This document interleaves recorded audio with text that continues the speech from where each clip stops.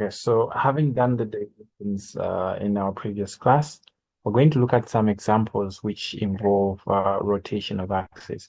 And as you can see, the examples that we're going to use are coming from past test papers or past exam paper questions. And the first one we're going to look at, we have this one here, which is question 1b.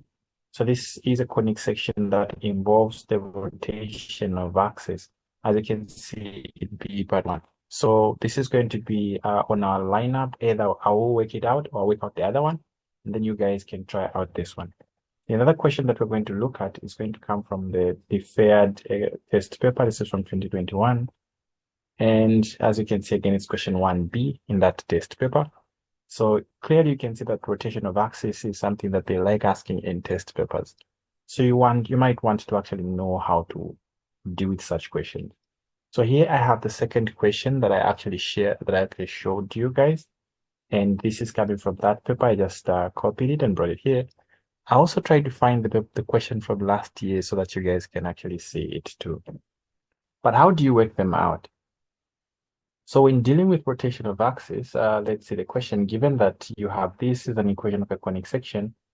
In the first part, they're saying rotate the coordinate axis to transform. So they want us to put the coordinate axis to transform the given equation into one without the cross product, the cross term product. And then they want us to identify the conic section after rotating. So how do we do that? How do we deal with such questions? Well, it's quite basic, really. And let's demonstrate what goes on. So let's get the expression first. And what we have there is x squared plus xy plus y squared is equals to 1. So the first thing that we want to do is recognize the general form of a conic section.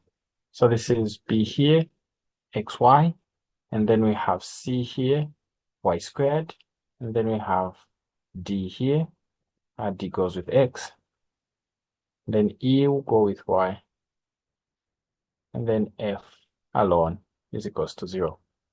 So here I'm only rewriting this, not necessary, of course, so that you understand. So the coefficient of the x squared term is a, so we see that a is equals to 1. The coefficient of the cross product will be b is equals to 1 as well, and the coefficient of the y squared term is c. And it's 1 in this case. Yeah, you see that D, E, and F, actually F is present, but just D and E are not there. So D has to be 0 and E has to be 0, but not necessary in this case. I need these to be A, B, and C for one simple reason. For us to rotate the conic section so that we eliminate the cross product, we need the angle theta. And to get the angle theta, we take advantage of this expression we derived in last night's class. So we did derive cot 2 theta is equal to A minus C over B. So this is what we're going to use to find theta. And since we have A, B, and C, we can substitute. So we have cot 2 theta being equals to A is 1, C is 1, and B is 1. So from here, we see that cot 2 theta is equals to 0 over 1, which is just 0. So we see that cot 2 theta is equals to 0. But what is theta if cot 2 theta has to be 0? Well, here you have to recognize that cot is basically just cos 2 theta over sine 2 theta. So this is what gives us cot. And since we are saying that cot is equals to 0, it means that cos should have given us that 0. Here, it's not possible for sine to give us 0, because if sine is 0, then the whole thing is undefined. So it means that for this to be 0, it means that cos 2 theta must have been 0 itself. So from here, we could observe that cos 2 theta must have been equals to 0 if cot 2 theta is going to be 0. With that observation, we can then come and find what theta is by asking ourselves, what angles what angle of what argument can cos give us 0? Well, cos will give us 0 if the argument is 90 degrees, and it can also give us 0 if the argument is 270 degrees or negative 90 degrees. So we're going to play with this one. I'm going to use the first one here, 90 degrees. So we know to say cos 90 is 0, and we also know that cos 270 is 0, but we'll go with this one. So if 2 theta here was 90 degrees, we know to say cos that would give us 0. So we can conclude that, okay, for us to get cos equals to 0, then 2 theta has to be equals to 90 degrees. And from here, we see that theta has to be equals to 45 degrees. So we have figured out the angle of rotation if we are to eliminate the cross product. This is the first step. Any questions on that? We haven't yet rotated the axis. The first step was to find the angle of rotation. We have found it. Okay, waiting for you, Regan.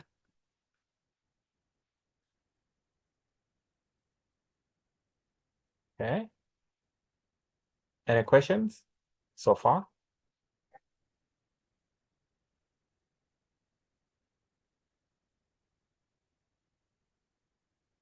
Regan, still waiting for you to give me a go ahead. So I was message so what I'm a bit behind on where we started from the coefficients of the value of after we derived everything that how the equation in the Where? Here? yes, that's it.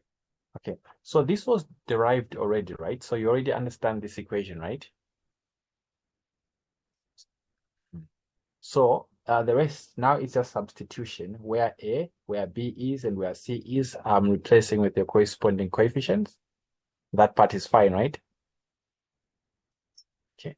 Now I'm guessing your problem comes with here, right? Where I came to say that cos has to be equals to 0, right? Okay. So here the concept is quite simple.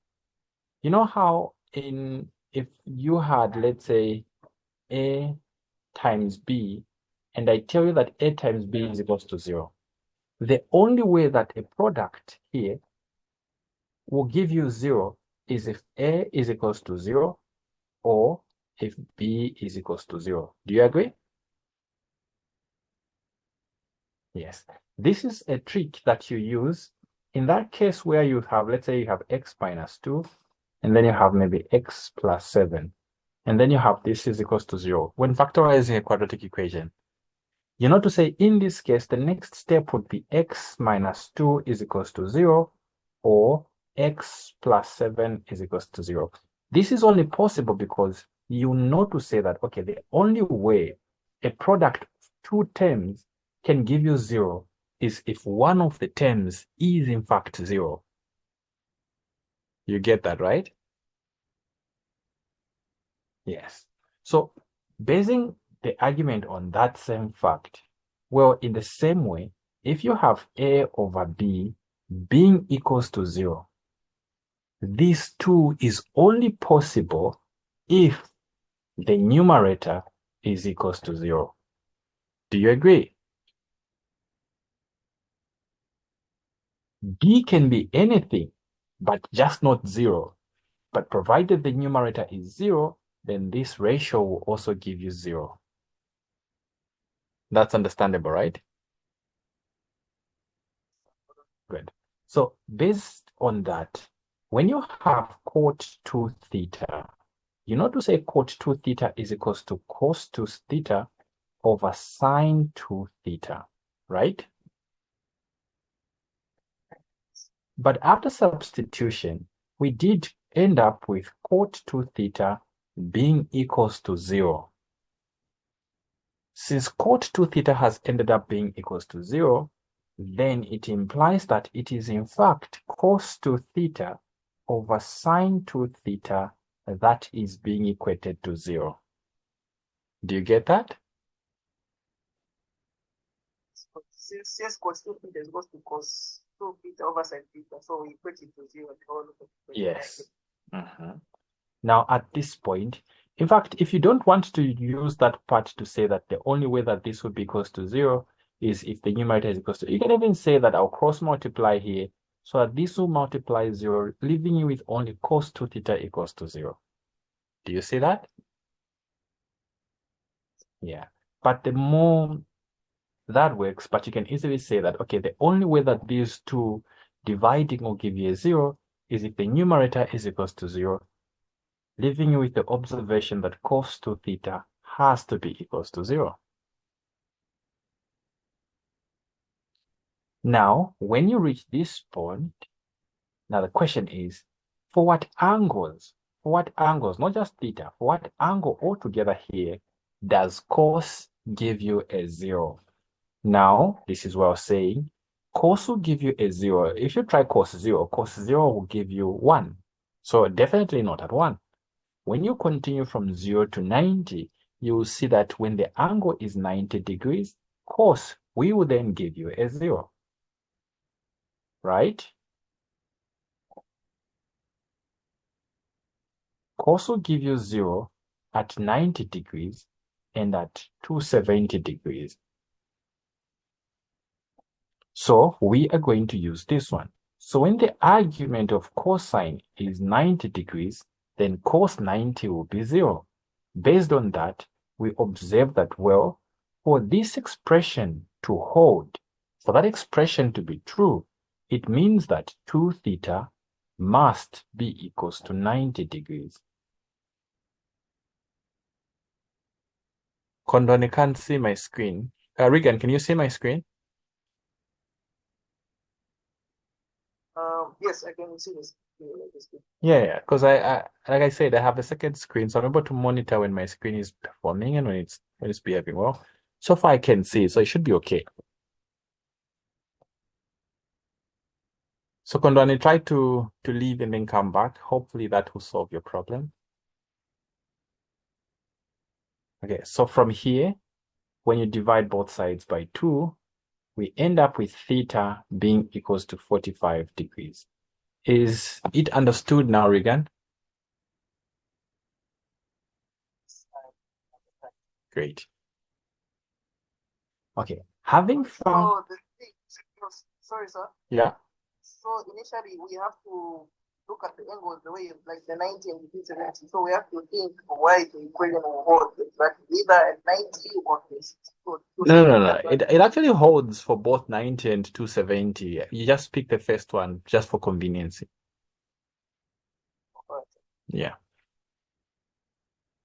Okay. So after finding the angle through which you have to rotate, now you have to remember the equations that we derived for rotation. When you're rotating to get small x, you know to say it's capital X, and then you have cosine theta minus capital Y, and then you have sine theta. And then when you're dealing with small y, this would be capital X, but now this would be sine theta.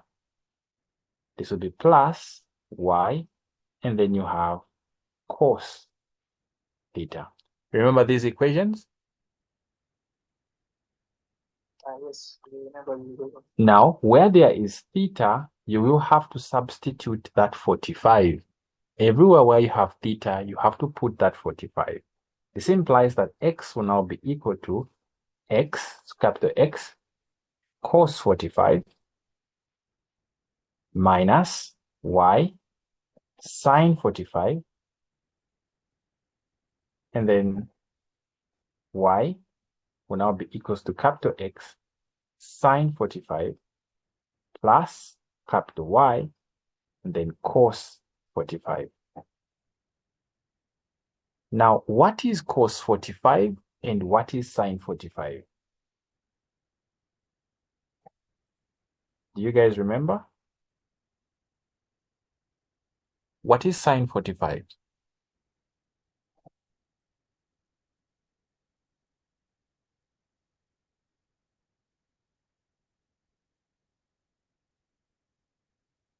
Anyone?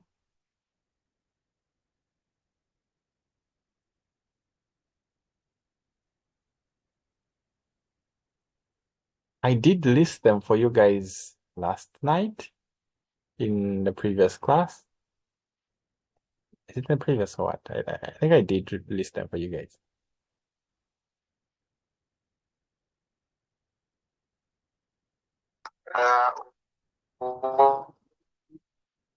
Well,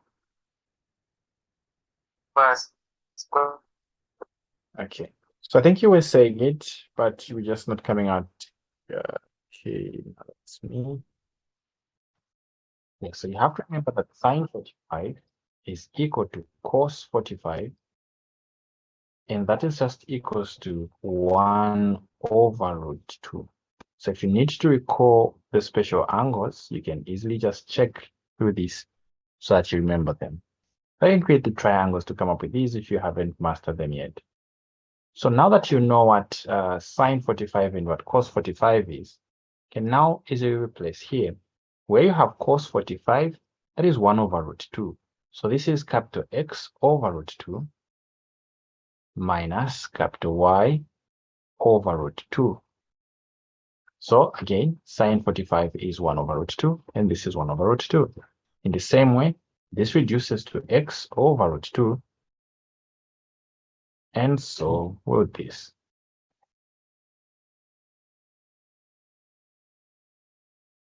Okay, now I have what? I have the relationships. Small x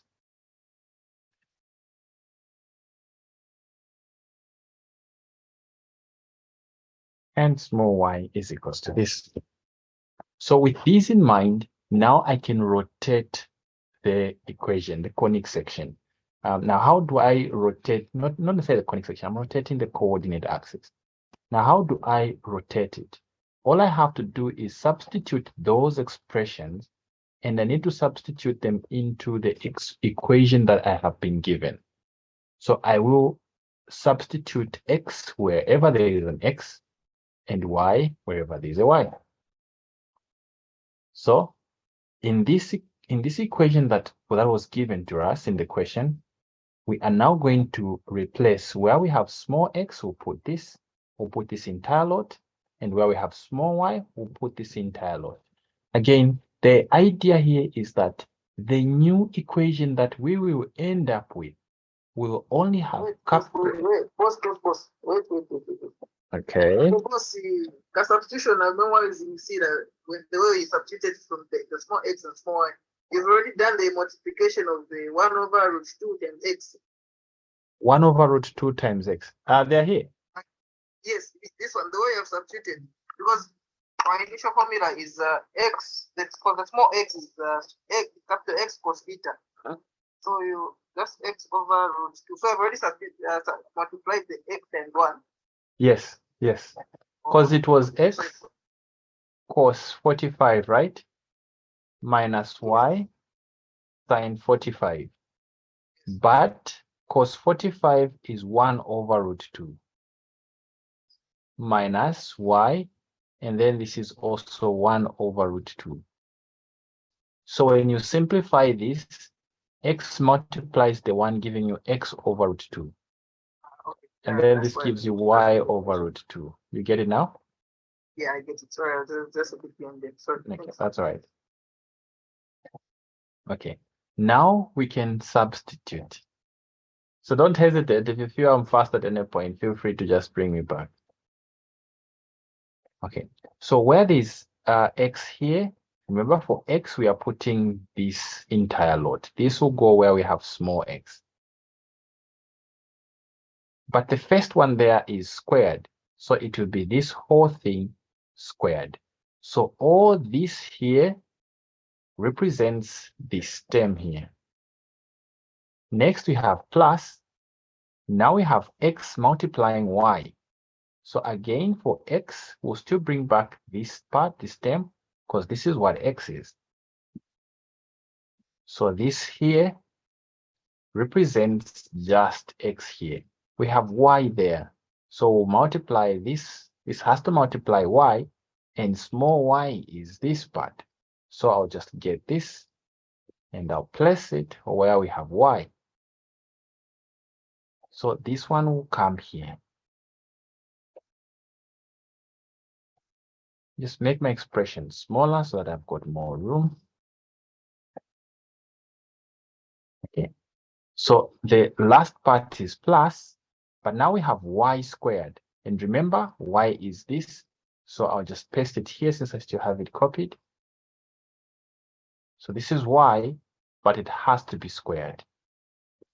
Have you seen how I've worked out this? So how I've done my substitution? Have you followed there?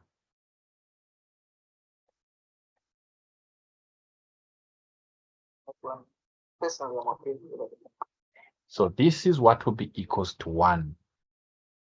So again, this is x squared plus this here is x, and then it's multiplying. This here is y. Then we have plus this here is y, but it has to be squared there. So this is what is equals to 1. Notice that it's this same equation, but we have just substituted these relationships. I hope that's okay there. Do we have a question before we proceed? Because the next part, this is the hard part. That's the hard part was just finding that theta. Now it's just simplification. Any questions before I proceed? Okay, so if we're good, we can now just start squaring. So for squaring here, I keep using a shorthand method. So if I leave you behind here, just let me know. You know, when you're squaring a term like this, it will be the first term squared, which will give us x squared, and this will be root 2 squared. What is root 2 squared? 2. Yeah. So if I have root 2 squared, the root and the 2 cancel. So this is just a 2. So this will be the first term minus. Now this term will multiply this term, which will be minus, but it will happen twice. So it will be a 2 here, and then it will be x over root 2. I'm just writing this so that you guys can follow, but again, this is unnecessary because I know it's going to simplify very quickly again. And then the last part will involve this multiplying itself. So it will be positive because the negative and the negative will give a plus. And then this will be y squared over root 2 squared, which is again a 2. All this is just the first term. So let me now simplify this part. I wrote it like this because I know the 2 is going to cancel. I just wanted you guys to see how it will cancel. So the numerator, it will be 2. Regan? Huh. Yeah? Okay, no, I'm okay. I'm just trying to do it. I'm writing on another piece of paper to just see what to do. Yeah, okay, yeah. I'm okay. Okay. So 2 multiplies x, multiplies y. In the denominator, root 2 and root 2 will leave a 2. This 2 and this 2 will cancel out. Do you see that?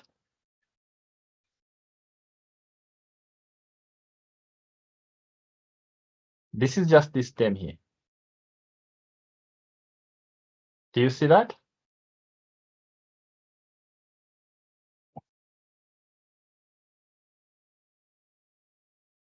So that our x, yeah, The denominator 2, how root 2 times root 2.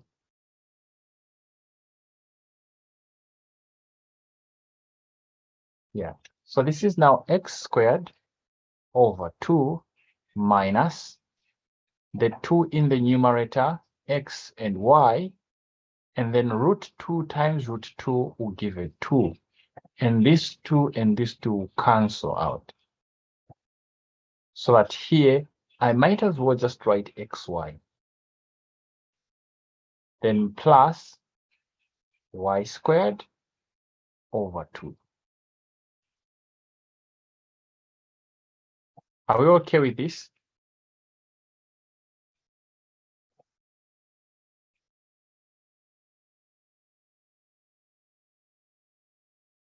Any questions on that? This is just this part. Are we comfortable with that?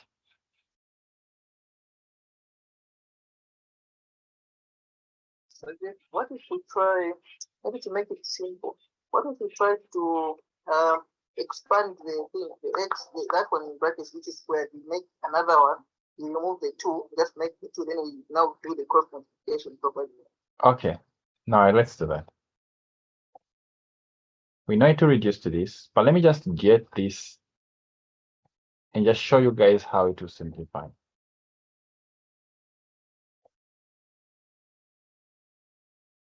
So we know to say this is the same as x over root 2 minus y over root 2 multiplying itself.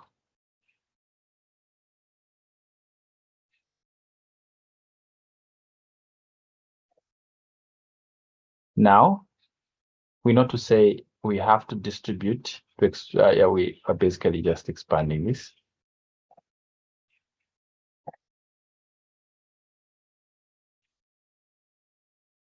Then minus y multiplying this.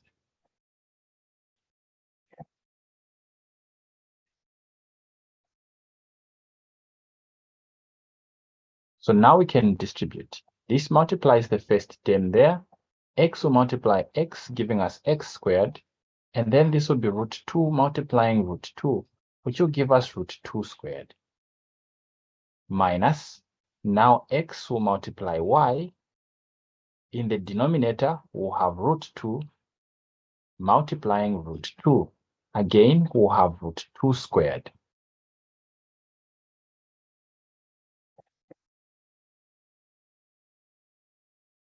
That's the first part. Then we have this minus here. So y multiplies x, so this would be xy. So this is an x here. Y multiplies x to give us xy. And this would be root 2 multiplying root 2. So it will be root 2 twice, which is root 2 squared. The minus now multiplies the minus to give a plus. So now it is y multiplying y to give us y squared. In the denominator, it's root 2 multiplying root 2. Again, we have root 2 squared. We know that root 2 squared is just 2. So the first term remains x squared over 2 minus xy over 2 minus xy over 2. Again, I'm just sorting out the root 2 squared, which is a 2 throughout. This is plus y squared over root 2 squared, which is 2 again. Now, these are like terms. They can simplify so that now we have x squared over 2 minus these occurs, they occur twice. So it will be 2xy. You can say they occur twice, or you can say common denominator, which is a 2, then add the numerators to give you 2 there.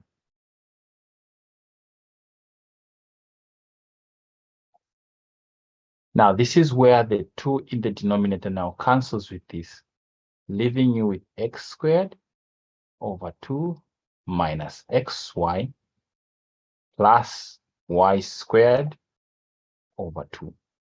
Are we okay here? Yes. Okay. So I'll get this.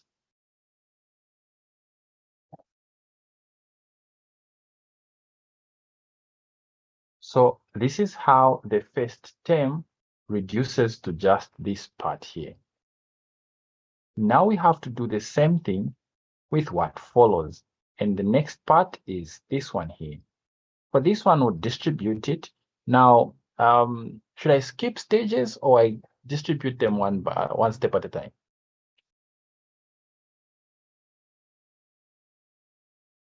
Since we now know what coming from, I think we can now just skip the stage and just go there. So I'll multiply this with this, and that will give me x squared over root 2 times root 2, which is a 2. Then I have plus, I will now multiply this term with this step. And this will give me x and y, which is xy, then root 2 times root 2, which will give me a 2. Now, I'll switch. Instead of multiplying this, I will now multiply the second term. Don't forget it comes with a negative. I'll multiply it first with this, which will have minus here, and it will be xy. When y multiplies x, I'll get xy. Now root 2 times root 2, which is a 2. Now I'll do the same thing, but I will multiply it with the last term. So I will now multiply it with this. So y and y, first it's a minus and a positive multiplying, which gives me a minus there. Then y and y gives me y squared. Then root 2 and root 2 will give me a 2. The next thing you have to observe is this one here. These are the same, so they will subtract out. So this will give you a 0, leaving you only with x squared over 2 minus y squared over 2 from this whole lot. Are you okay there?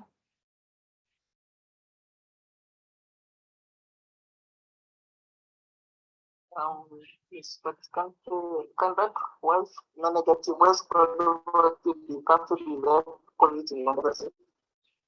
Negative y squared over 2. Oh, this one here? Yes, that's what one. Yeah, they will interact. Just need to focus on this one here. For now, I just wanted to focus on how this one simplifies. They will interact, yes. Notice that even this one and this one will add up. Okay.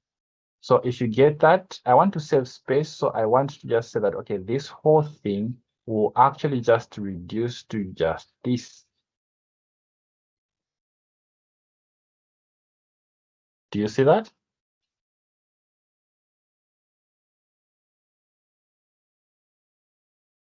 Now, when you're doing this, guys, in a test or in an exam, you are really working with against time. It's the one thing that kills most people in a math test, time.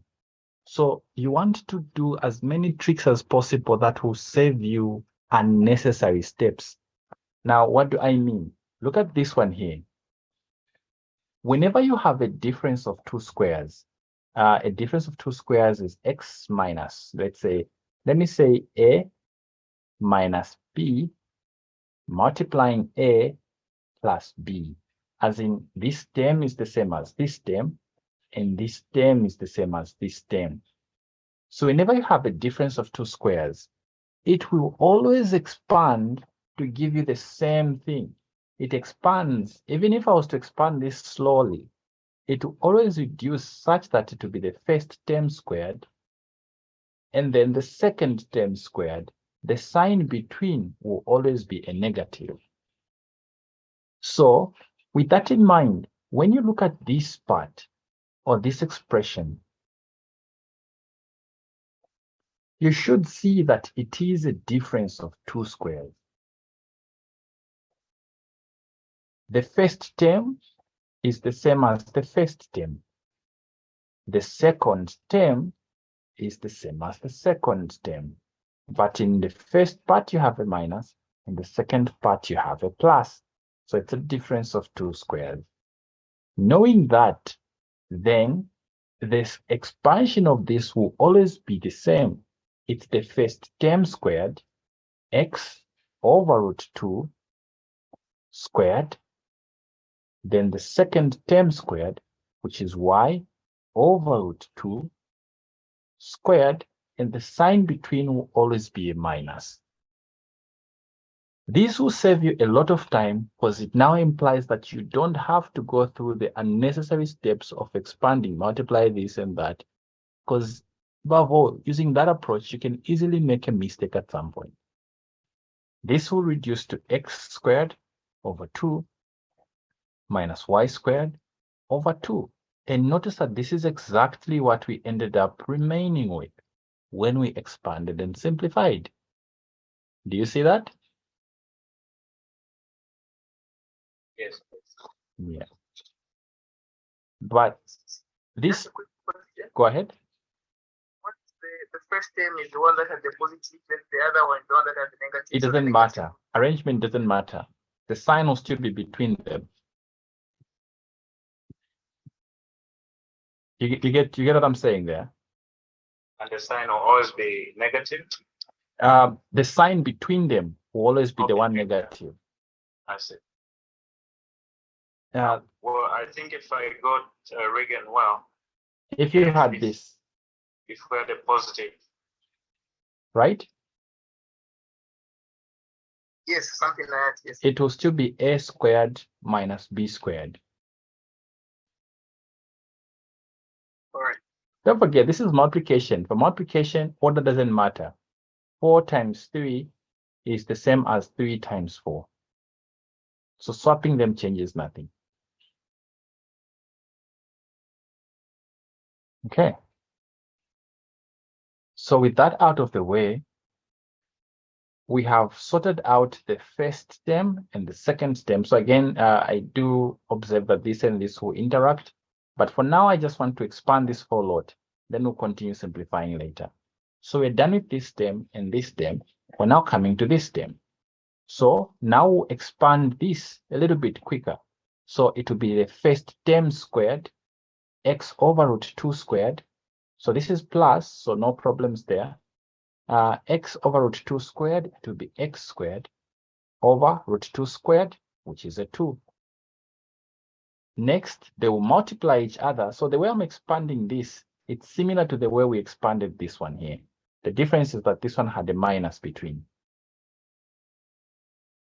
So they'll multiply each other. X and y will give us xy.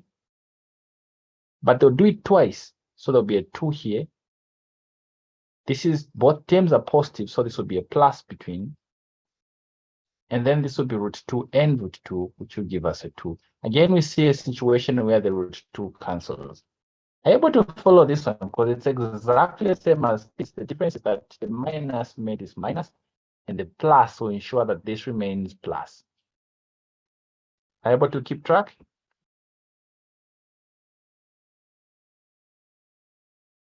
Yes, well, I'm able to keep track. Great. For me, I think I'll be always going for the expansion one. Or step by step. But like you said, it's about time. Yeah. So the thing is, when you're not used to the method I'm using here, do step by step. I am only able to do this shorthand approach because I've done the step by step so many times, and now I know how it always ends up. So don't try to rush to use my approach. Do the same step by step. With time, you observe, you will notice the tricks of the trade.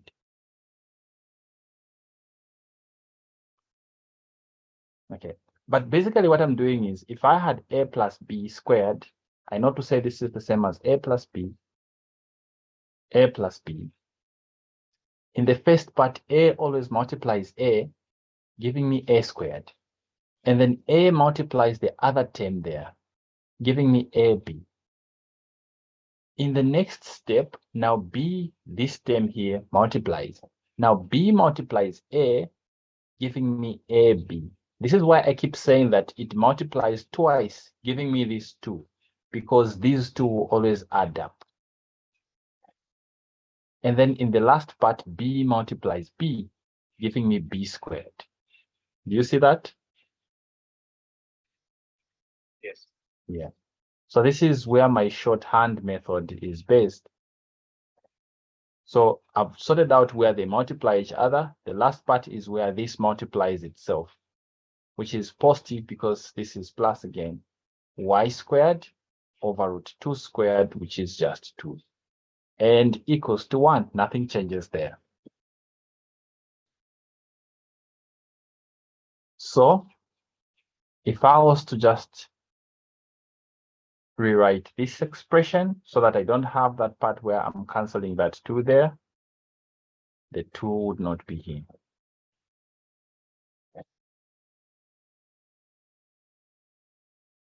Yes, Billington. Yeah, so then if I look at the previous line from this one here creating, Yeah. kind of scrub.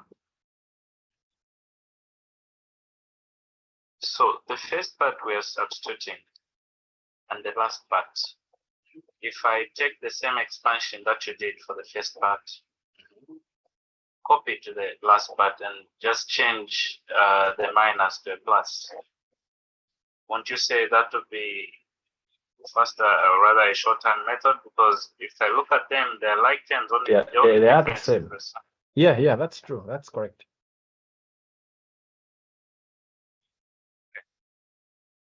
Yeah. Okay.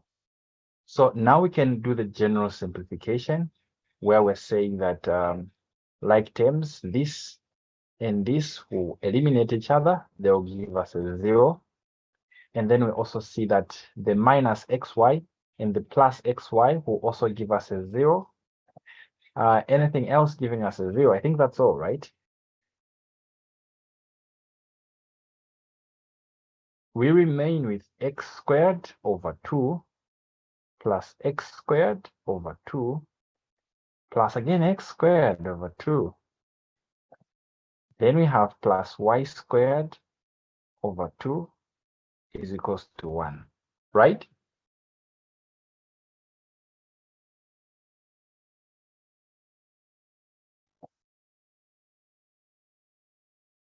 Do you agree?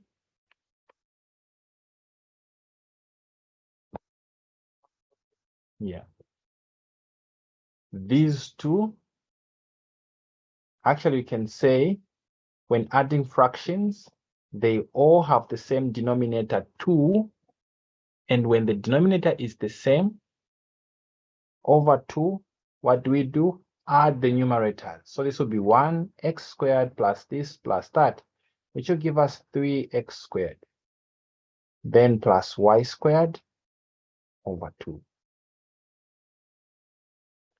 Now, I have to emphasize one thing, guys. For this one, it simplifies to an already established conic section that we can identify. But if we had D present, E also present, I can assure you this wouldn't have simplified straight away to this form. We would have been forced to start completing the square now. But for this one, we don't have to simplify to complete the square. It's already in general form. The only thing is this 3 here. I don't want the 3 there. In the standard form of a conic section, there is no 3, which is a coefficient of the x squared on top. So to get rid of that 3, we have to move it down. How? It becomes x squared over 2 over 3 plus y squared over 2 is equals to 1. This becomes the finalized version. But you might be thinking, how is this possible? Easy. If I gave you x squared over 2 over 3, you know to say this means x squared is being divided by 2 over 3.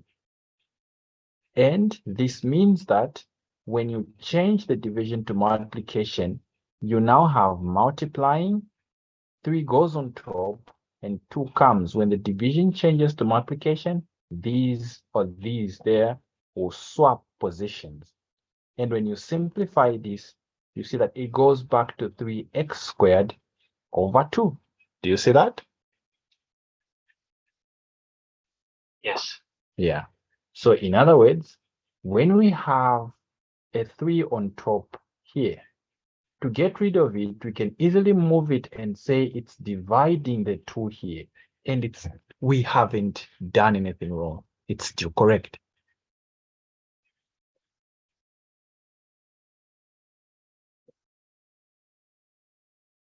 So with that in mind, we have now found a conic section in its standard form. Now, let me ask you guys, what conic section is this? It's an ellipse. Yes, this is an ellipse. So from here, you can now go back to say, how do you, because the question continues. The question was saying what? It was saying, it's this one. It was saying rotate and transform without the cross product and identify it, which we have just done. That was the hard part. The easy bits and bits now involve find the foci, the center, and the principal axis, and specify the asymptotes, if any. This is an ellipse. We don't specify the asymptotes for an ellipse. So we're going to skip that part. We'll just deal with this,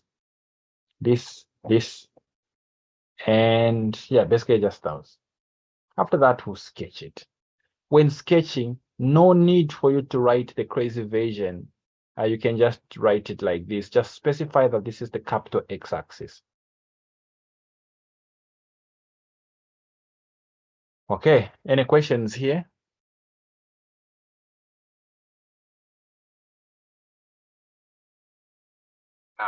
Can we advise a recap again on how we can tell that's an ellipse? Okay. So you have to keep in mind the conic sections that are there. If you have X squared